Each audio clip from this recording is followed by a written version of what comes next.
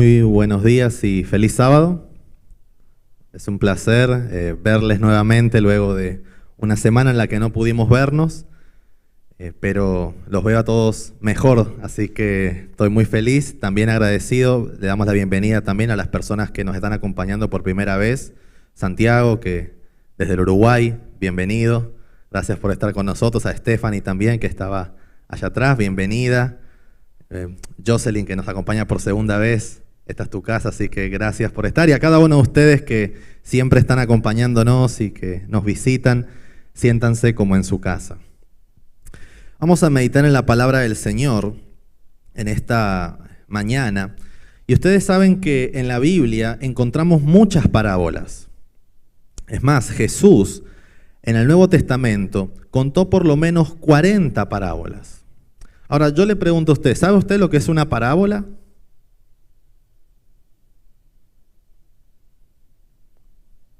¿Escuché una qué? Una comparación, ¿ok? O sea, ¿comparación de qué sería en este caso, no? ¿Okay? Una parábola, explico quizás, es una narrativa, una narración, ¿okay? Una historia que puede ser simbólica o no, que se usa con el fin de explayar o explicar una verdad, ¿okay? Una verdad, un principio. Y vamos a ver que Jesús va a usar mucho este método, pero no es el único método que Jesús utiliza. Inclusive, no es el único método que encontramos que Dios tiene para comunicarle verdades al pueblo. Dios se comunicó siempre a través de muchas maneras, ya sea a través de profetas, enviando mensajeros, a través de teofanías, que son apariciones de cuando Dios aparece o aparece un ángel. Y Dios se mostró de muchas maneras. Pero lo que vamos a ver es que muchas veces, no importa el método que Dios o Jesús utilizaran, muchas veces las personas rechazaban el mensaje. Les voy a poner algunos ejemplos. Ustedes se acuerdan de Caín, ¿no?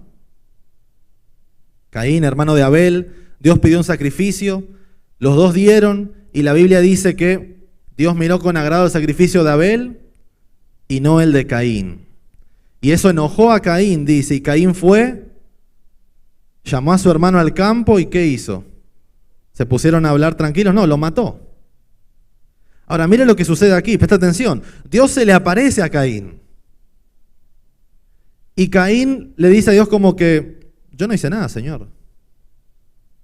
¿Soy yo el guarda de mi hermano? ¿Por qué me preguntas de mi hermano? Yo no tengo nada que ver. Dios sabía lo que había hecho Caín. Caín sabía lo que había hecho. Pero aunque Dios estaba ahí preguntándole, apareciéndole, Caín era indiferente. Y en lugar de abrir su corazón y aceptar el mensaje de Dios, Caín endurecía su corazón y rechazaba el mensaje de Dios. ¿Se acuerda de Moisés, no? Dios lo manda a que vaya al faraón para decirle que libera al pueblo, ¿se acuerdan, no? Y Moisés va y le dice a faraón, mire faraón, le dice, tenés que dejar ir al pueblo porque si no se va a poner fea la cosa. Y el faraón le dice, sin miedo, le dice que se ponga fea la cosa. Y Moisés le dice, sí, bueno, van a haber plagas, le dice. Y el faraón le dice, que vengan las plagas. Ahora yo les pregunto, ¿se abrió, se enterneció el corazón de Faraón con la primera plaga? ¿Con la segunda? Es más, la Biblia dice que con cada plaga el corazón de Faraón se iba endureciendo más y más. Y la razón por la que pasa eso es porque si la verdad, si el mensaje de Dios no debilita nuestro corazón, no lo hace más receptivo, lo va a endurecer. Si el mensaje de Dios no enternece nuestro corazón, va a hacer que nosotros lo rechacemos. Y por eso Dios utiliza muchos métodos para comunicarse. Inclusive en Mateo 13, el versículo 13, Jesús dice, yo hablo en parábolas para que las personas viendo no vean, oyendo no escuchen ni entiendan. Queridos hermanos, si nosotros al escuchar la verdad, al recibir la verdad, no abrimos nuestro corazón, no aceptamos la verdad la verdad va a terminar endureciendo y cerrando nuestros corazones. ¿De qué lado estamos nosotros? En esta mañana me gustaría hablar de una parábola conocida y me gustaría sacar algunas lecciones de esa parábola para nosotros. Si tiene su Biblia, vaya conmigo al libro de Mateo. Abra su Biblia en el Evangelio según San Mateo. Este va a ser el único versículo que vamos a analizar en esta mañana, en este sermón. Mateo, el capítulo 13, los versículos 31 y 32. Mateo capítulo 13, en el Nuevo Testamento, el primer libro del Nuevo Testamento, los versículos 31 y 32. Aquí vamos a encontrar esta parábola conocida por muchos de nosotros y vamos a sacar algunas lecciones para nuestras vidas de ella.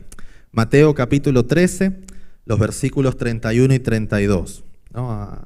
Abran sus Biblias o enciendan sus Biblias, lo que aplique para usted. ¿Ok? Los que lo tengan digan amén, los que no misericordia. Ok, vamos a leerlo. Dice: otra parábola les refirió diciendo: el reino de los cielos es semejante ¿a qué? Al grano de mostaza, que un hombre tomó y sembró en su campo, el cual, a la verdad, es la más pequeña de todas las semillas. Pero cuando ha crecido, es la mayor de las hortalizas y se hace árbol, de tal manera que vienen las aves del cielo y hacen nidos en sus ramas. ¿Okay? Aquí está la parábola, aquí está la narración. Simple, sencilla, no es muy compleja, ¿no? Hay un sembrador, un agricultor que tiene su campo y tiró una semilla de mostaza, ¿no? La semilla chiquitita, la tiró. Con el tiempo esa semilla dice que creció y se hizo una hortaliza, una legumbre, una planta. Y luego siguió creciendo y ¿en qué se convirtió? En un árbol. Y dice que todas las aves de los cielos venían sobre ese árbol a hacer sus nidos. Oremos. Padre, en este momento pedimos que tú puedas hablar a nuestras vidas. Que el mensaje que está en esta parábola pueda ser de bendición para cada uno de nosotros. Y que podamos aprender más de ti y de tu reino. Te lo pedimos en el nombre de Jesús. Amén.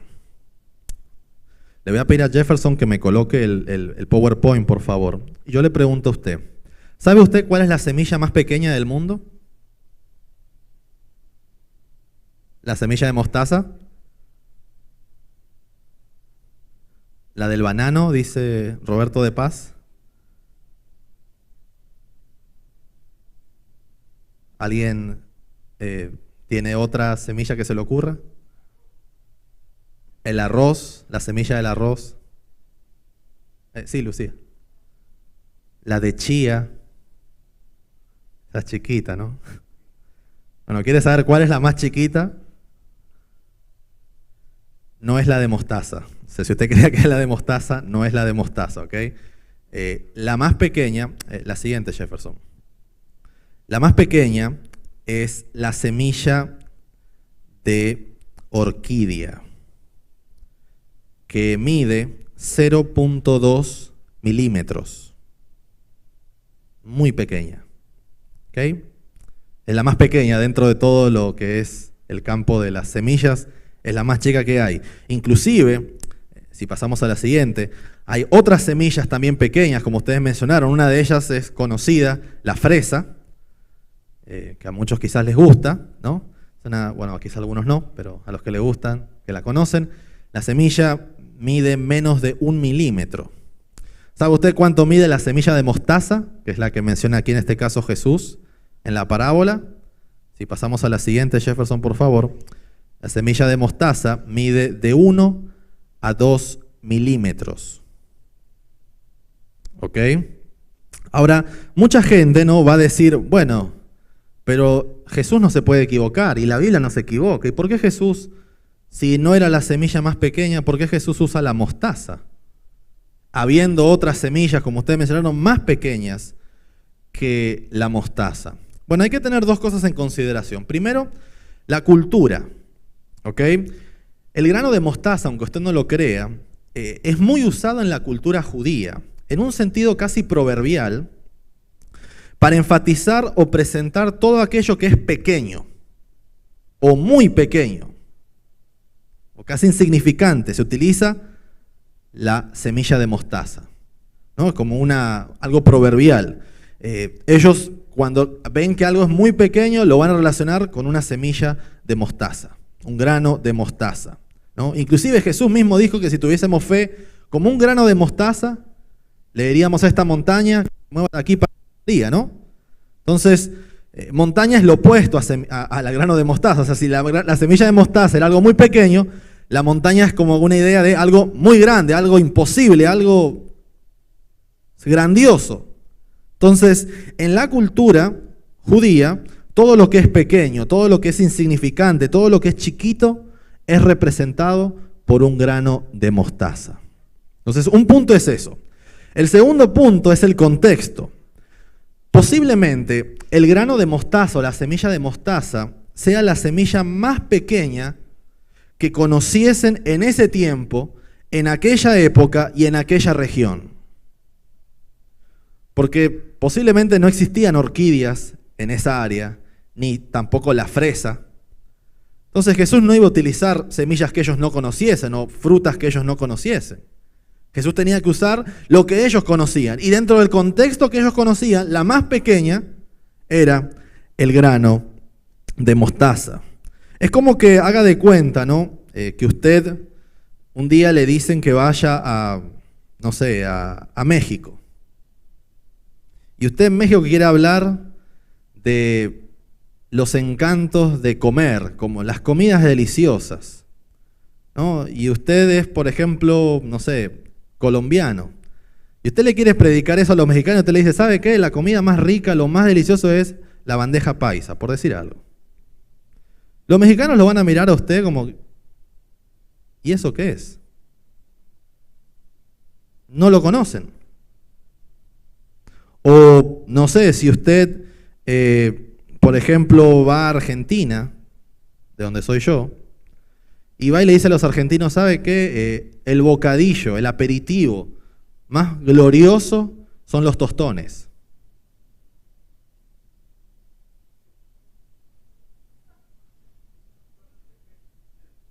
A usted lo van a mirar y van a decir, ¿y eso qué es? No lo conocen. O no sé, si usted, por ejemplo, yo estoy acá, ¿no? En Estados Unidos, que es un país un poco más diverso, donde tenemos muchas culturas mezcladas, y yo les digo a ustedes, no, mire, ¿saben qué? La fruta más dulce, más deliciosa, es el azaí y el copoazú. Usted se va a quedar, ¿y eso qué es? Son dos frutas típicas del Brasil, que si usted tuvo la oportunidad de ir a Brasil, lo tiene, pruébelas, son muy buenas. Pero no lo conoce, entonces no podemos, usar cosas que el público no conozca. Entonces Jesús no va a hablar de la fresa, no va a hablar de cosas que la nación judía no conocía. Va a utilizar lo que ellos saben, y sabían que la mostaza era la semilla más pequeña que había en ese entorno. Entonces Jesús utiliza el grano de mostaza. Por eso es que usa esa expresión, ¿ok? Ahora, vamos al asunto. Quiero sacar 3 lecciones de esta parábola para nosotros, ¿ok? 3. Se pueden sacar más, pero yo por lo menos voy a sacar 3. La primera que quiero sacar de esta parábola es que nosotros tenemos que valorar los pequeños comienzos. ¿Qué tenemos que hacer? Valorar los pequeños comienzos, ¿ok? Se ríen, ¿ok? Recuerde que la semilla era pequeña, dice la Biblia. Era de las más chiquitas que habían ahí. Pero por más que fuera pequeña, por más que fuera chica, era suficiente. Por eso tenemos que valorar los pequeños comienzos. No todo lo que es pequeño, no todo lo que es chico está perdido. No todo lo que es pequeño es que va a desaparecer. Hay que valorar las cosas pequeñas. Usted recuerda la historia de David, ¿no? Un muchacho, quizás hasta más flaco, posiblemente más flaco que yo, que no sabía ni pelear, nada, y adelante tenía un tipo de 3, 4 metros, experimentado en guerra, en batalla, armado hasta los dientes, y estaban todos los elementos para que la historia terminara mal. para que David fuera muerto. Pero la Biblia dice que David venció. No desprecie, no menorice los pequeños comienzos. ¿Se acuerda la historia de Gedeón? Es una película de Hollywood, lo de Gedeón. 300 soldados contra 135.000 madianitas. Un suicidio, básicamente, lo diríamos hoy. Pero cuando usted está con Dios, no importa cuántos estén del otro lado, usted es mayoría. Abrumadora. No menosprecie los pequeños comienzos. ¿Se acuerda de Elías? El único profeta que había quedado sobre la faz de la tierra y se fue a enfrentar contra 450 profetas de Baal. Y Dios le dice, Elías le dice a los profetas, bueno, el Dios que haga caer fuego, ese será el Dios verdadero. Hagan ustedes, 450 y empiezan a hacer sus cosas. Y nada pasa. Ahí Elías todavía se atreve y dice, ¿saben qué? Tírenle agua al altar. Tíranle toda el agua que puedan. Y Elías oró y ni terminó de orar y cayó un fuego terrible del cielo. Solo él. Recuerde, los pequeños comienzos son importantes. Dios y usted, no importa cuántos hayan del otro lado, usted es mayoría. Mire la historia del cristianismo. La historia del cristianismo empieza con Jesús, con Cristo, el Mesías, el Hijo de Dios. ¿Saben dónde nació Jesús? No nació en New York, Manhattan. No nació en París, Francia. No nació en Madrid, España. ¿Saben dónde nació? Belén de Judea. ¿Y saben dónde se crió? En una pequeña villa, un pequeño pueblo llamado Nazaret. ¿Sabe cuántos habitantes tenía Nazaret? Se cree que aproximadamente 400. Insignificante. Inclusive, cuando a Natanael le dijeron que había un profeta de Nazaret, él dijo, ¿puede salir algo bueno de ese lugar? Para que usted vea lo insignificante que era, pero de ahí vino el Mesías. Inclusive la Biblia, de manera romántica, podríamos hasta decir, proverbial, dice que Jesús nació en un pesebre. ¿Sabe usted lo que es un pesebre? El pesebre es el artefacto donde se tiraba la comida de los animales para que comieran. Por así decirlo, en un plato de comida. Literalmente, ahí nació Jesús, en un establo donde habían animales. Es un lugar digno para que nazca el Hijo de Dios, el que iba a ser el Salvador del mundo, el que iba a iniciar un movimiento abismal. Insignificante, pequeño. Nadie siquiera sabía que iban a nacer ahí, ni los judíos entendían. Más adelante en su ministerio, la Biblia dice que Jesús, la semana final de su vida, entra a Jerusalén, llega a Jerusalén. Y todo el pueblo está emocionado porque dice, no, el Mesías viene, ahora viene el rey de los judíos, ahora es que vamos a vencer a los romanos. Y todos se imaginaban a Jesús entrando como entraban los césares. Los césares entraban en un caballo blanco, lleno de lujos, mantos de oro, piedras preciosas, corona, seguido por una multitud de personas también bien vestidas. Y todos esperaban, no, Jesús es el rey, va a venir para libertarnos. ¿Sabe cómo entró Jesús a Jerusalén? En un burrito, en un asno, que ni siquiera era de él, prestado. Y encima, Jesús no tenía ni corona, ni piedras preciosas, ni oro, nada. Un simple manto, quizás está sucio, roto. Y Jesús entra así a Jerusalén. Y es aclamado, ¿no? Y más adelante, lo que Jesús hace, lo que Jesús inició, terminó siendo un movimiento grandísimo. Los cristianos se multiplicaban, morían y se multiplicaban. Y al punto de que hoy en día representan el 33% de la población mundial. Son 2.500 millones de creyentes. Es la religión más grande del mundo.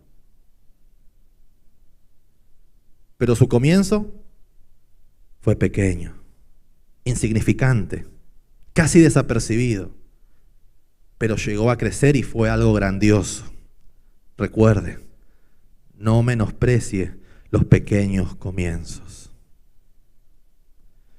La misma iglesia de Corona, la que estamos nosotros aquí, empezó con un grupo pequeño. 7 personas, me dice Danilda. Imagínese, en español, una clase en español. Y mire lo que es Corona hoy. Una iglesia de más de 500 miembros, de la cual han salido 4 o 5 iglesias, que han dado más iglesias. Pero empezó un grupo pequeño. La Iglesia Adventista del Séptimo Día fue organizada y establecida como iglesia en el año 1863. ¿Saben cuántos miembros tenía cuando la iglesia se estableció? 3.500. Y ya tenía 20 años de existencia. 3.500 miembros. ¿Le parece poco o mucho? Poquito. Pero hoy en día, 2021, la iglesia tiene más de 21 millones de miembros en el mundo. Más de 160.000 iglesias, más de 700 hospitales, más de 8.000 escuelas, canal de televisión, entre otras cosas. ¿Creen que es muchos? 21 millones, todavía es poco para lo que Dios puede hacer. Pero el comienzo fue mucho menor. Valore los pequeños comienzos. Le pongo un ejemplo más. En 1976, 2 amigos en la Universidad de California, que estaban apasionados por la tecnología, deciden crear el primer computador personal. ¿Saben cómo se llamaban? Steve Jobs y Steve Wozniak. Intentaron vender la primera computadora, que ya usted se puede imaginar cómo era, bastante obsoleta, ¿no? Con teclado de madera inclusive, por $600 en aquel entonces, ¿no? ¿Saben cuántas vendieron? Ninguna. Nadie les compró nada. Luego, un comerciante osado, alguien que tenía visión, les dice, hey, yo les voy a comprar, pero tienen que hacer 25. Pero no se las voy a comprar a 600, sino a mucho menos. Y ellos empezaron, y era tanto para ellos, a 25 de una, 25 era mucho, y tuvieron que emplear a su familia, a otras personas. Y usted conoce esa compañía ahora. Se llama Apple. No quiero hacer promoción de nada, pero Apple.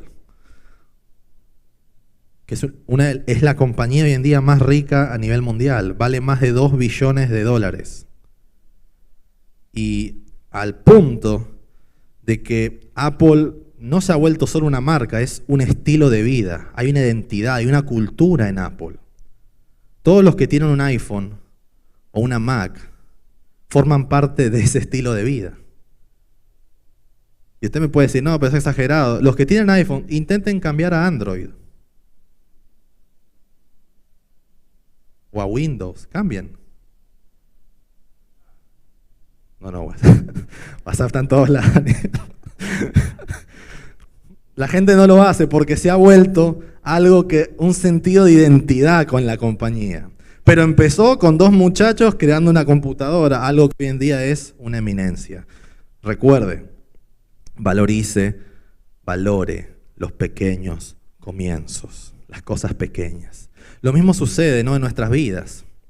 Muchas veces la verdad puede entrar en nuestros corazones y va a empezar como algo pequeño, algo chiquito, quizás un deseo de querer cambiar, una confesión de un pecado, unas ganas de poder ser diferente, de poder tener una vida mejor, algo pequeño. Y quizás usted va a decir, pero yo veo otras personas, yo veo otra gente que está mejor que yo, pero todo empieza como algo pequeño.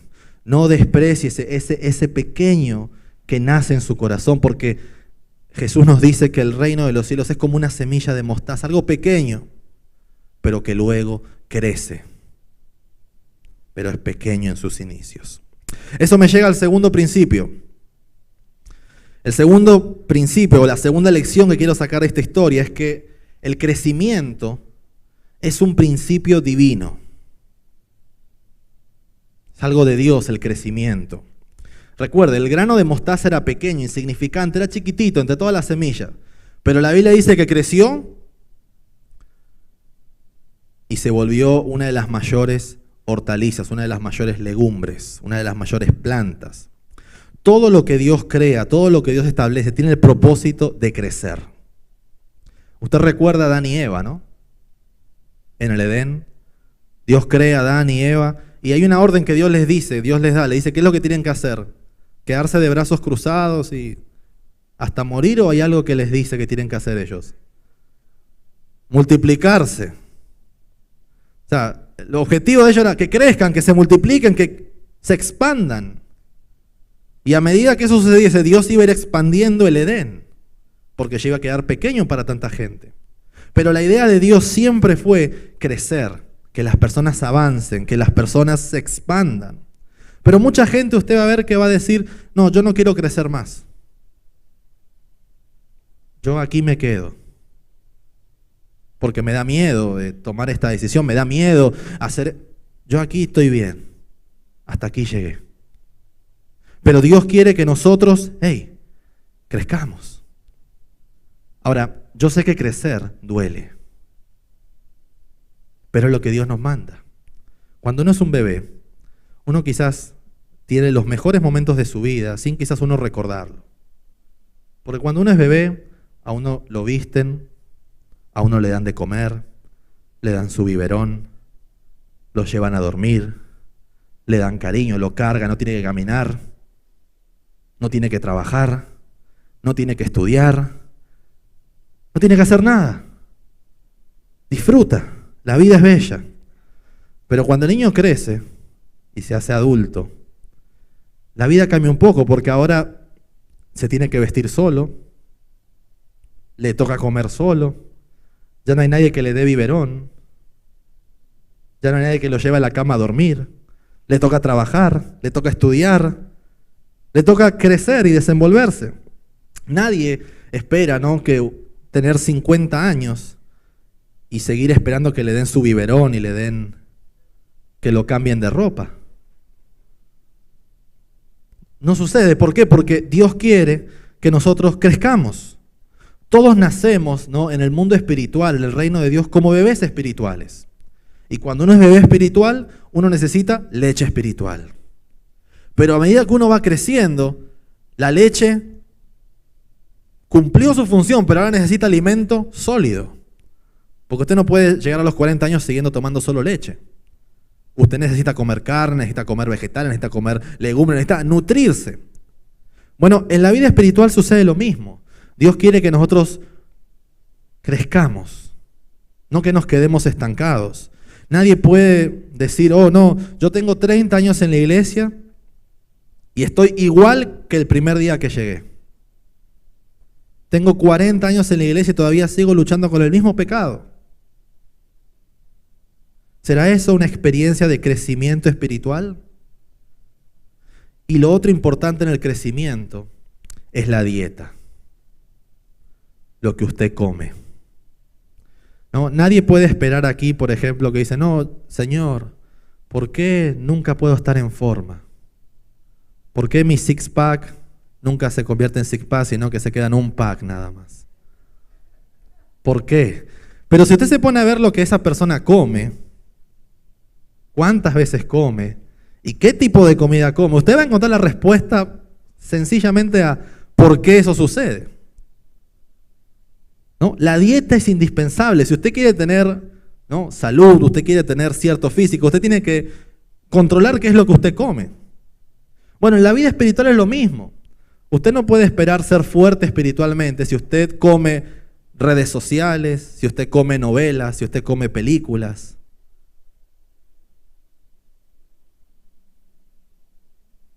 No va a ser saludable espiritualmente. Usted necesita alimentarse de la palabra de Dios. Necesita alimentarse de la oración, necesita alimentarse del Espíritu Santo para usted poder ser saludable y crecer. Pero recuerden la parábola, la semilla era pequeña, pero una vez que planta, crece. Y luego que crece, vamos a mi último punto, porque ya el tiempo se me está acabando. El tercer y último punto.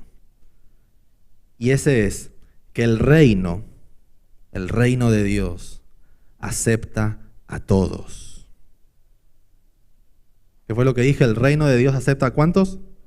A todos. El sembrador tiró la semilla cayó en tierra, creció, se volvió una hortaliza. La hortaliza creció, se volvió un árbol grande. Y dice la Biblia que todas las aves del cielo se anidaban en ese árbol. Venía una paloma, de las que tenemos aquí en New York, se anidaba en ese árbol. Venía un loro, se anidaba en ese árbol. Venía un coliflor, no, pero un colibrí. Estoy diciendo cualquier cosa estoy diciendo. Un colibrí se anidaba en ese árbol. Venía un tucán, se anidaba en el árbol. Venía un águila, se anidaba en el árbol. ¿Por qué? Porque el reino de Dios le da la bienvenida a todos. El reino de Dios no rechaza a nadie. Ahora, yo a veces me pregunto, ¿no? Y mirando a la iglesia y a mí mismo,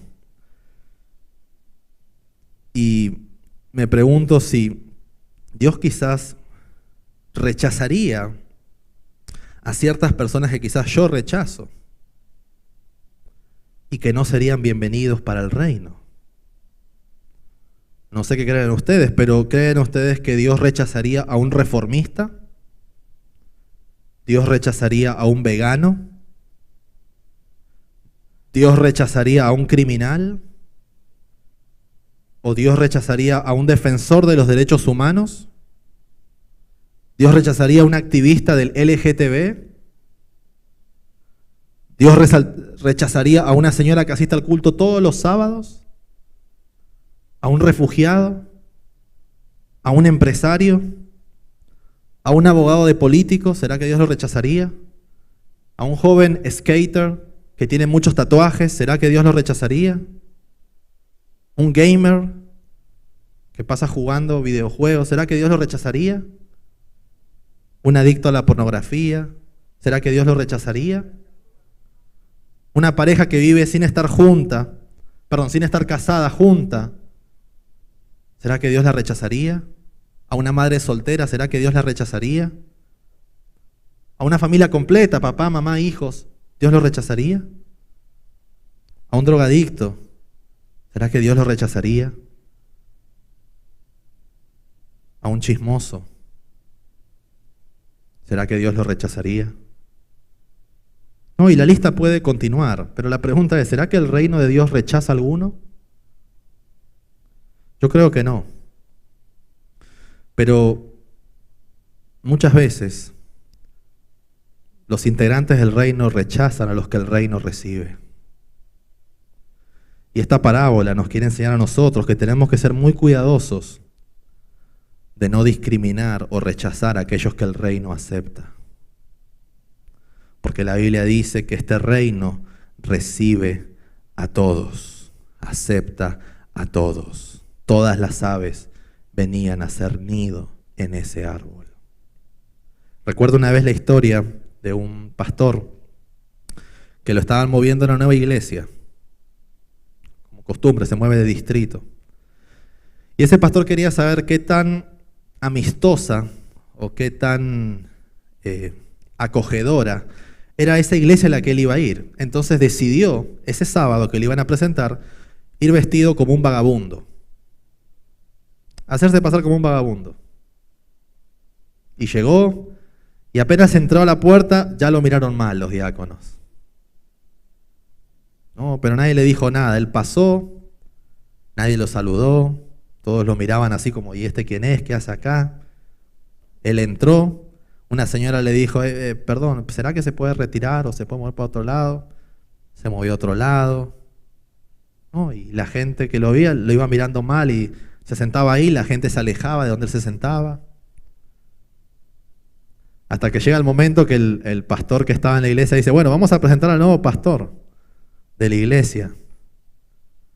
Y entonces de repente se para ese hombre vagabundo y empieza a caminar hacia el frente.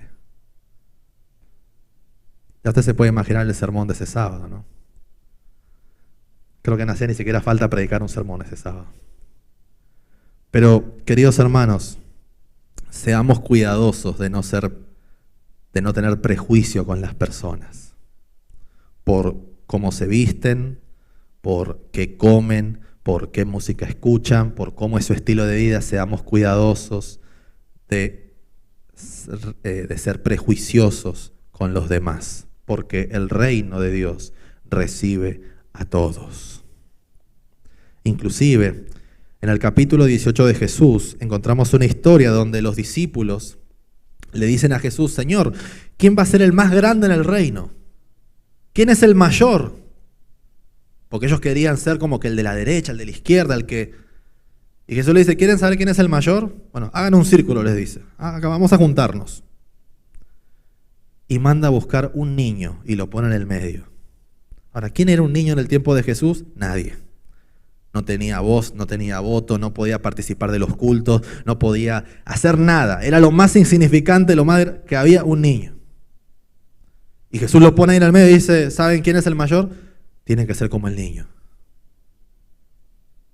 Jesús contrasta muy bien las enseñanzas que quiere dar con las personas que eran rechazadas por la sociedad.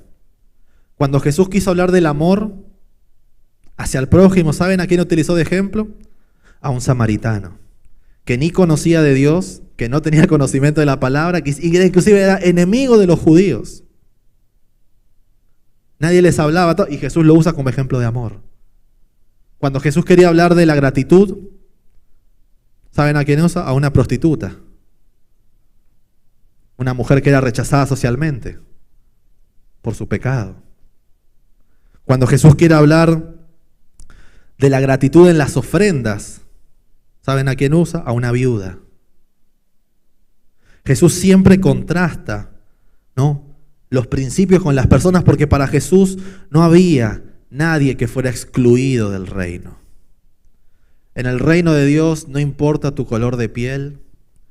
En el reino de Dios no importa si tienes dinero o no tienes dinero. En el reino de Dios no importa dónde tú naciste, de qué país vienes, qué idioma hablas. En el reino de Dios no hay ni esclavo, ni inmigrante, ni ciudadano. En el reino de Dios no hay nada de esas cosas, no hay ninguna de esas divisiones. El reino de Dios no es un lugar. El reino de Dios no es en el cielo. Inclusive el reino de Dios no es la iglesia. Y usted me va a decir: ¿pero cómo así? ¿Qué estoy diciendo? ¿Saben lo que es el reino de Dios? El reino de Dios es un corazón que decide aceptar a Jesús como Rey. El reino de Dios es usted y soy yo, cuando decidimos seguir los consejos y los principios de Dios. Porque en el reino de Dios no importa lo que tú haces, no importa si tú te portas bien, te portas mal, no importa nada de eso. En el reino de Dios lo que importa es cómo tú te relacionas con el Rey. Cómo es tu experiencia personal con el Rey.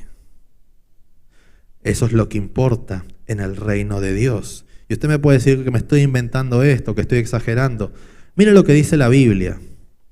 Voy a leer un versículo más para captar esta idea. Vamos a leer Juan, el capítulo 6, los versículos 35 y 40. Y ya con esto voy terminando. Juan, capítulo 6, los versículos 35 y 40. Aquí está Jesús hablando y le va a responder a personas que lo estaban cuestionando, que le estaban diciendo cosas medio raras. Y Jesús les dice lo siguiente: yo soy el pan de vida.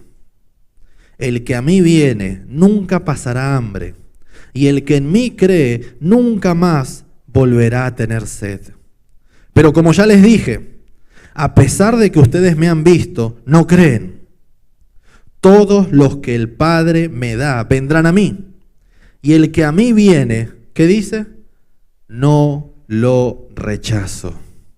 Porque he bajado del cielo no para hacer mi voluntad, sino la voluntad del que me envió.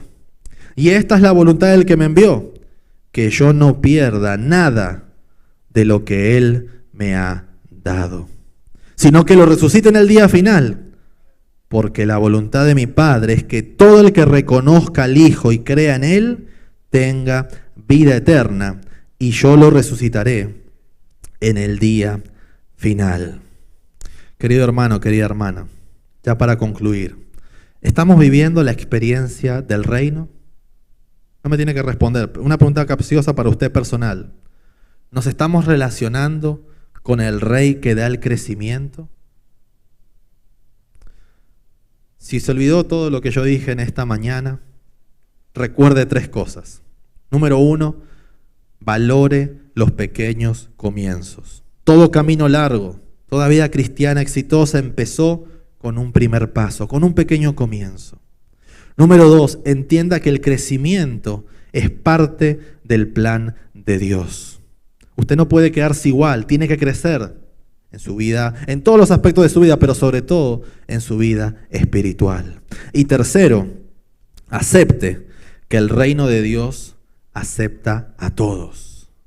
El reino de Dios no es separatista, no es inclusivo, sino que más bien atrae a todas las personas. Hay lugar para todos, para usted, para los de afuera, para mí, para todos. Porque el reino de Dios nos recibe a todos.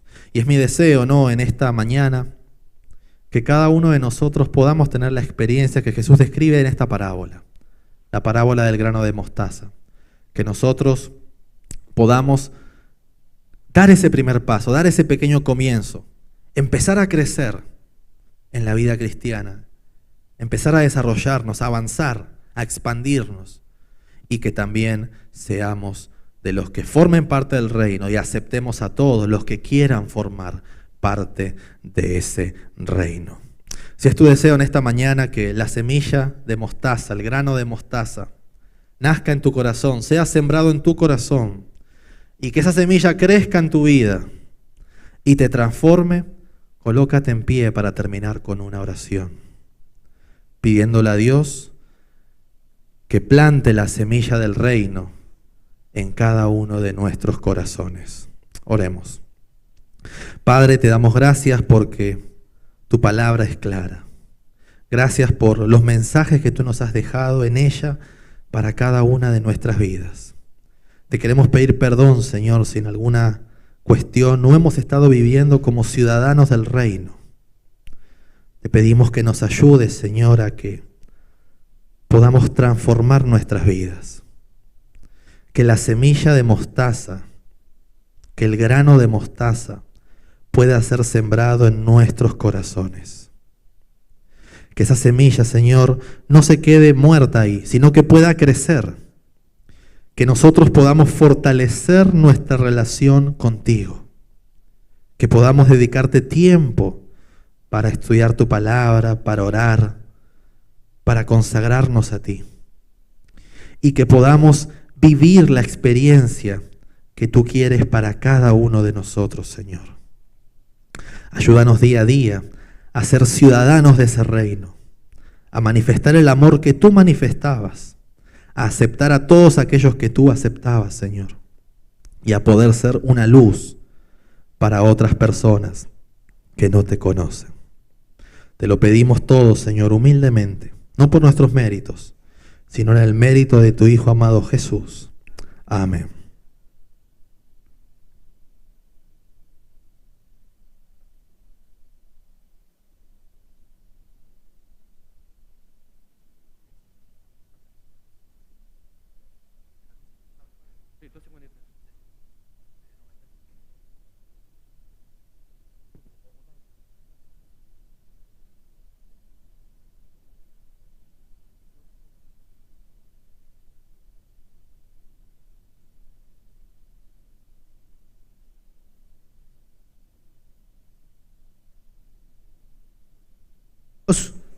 Vamos a terminar cantando el himno 253. El himno 253. Vamos a ponernos de pie para terminar cantando y alabando el nombre del Señor. 253.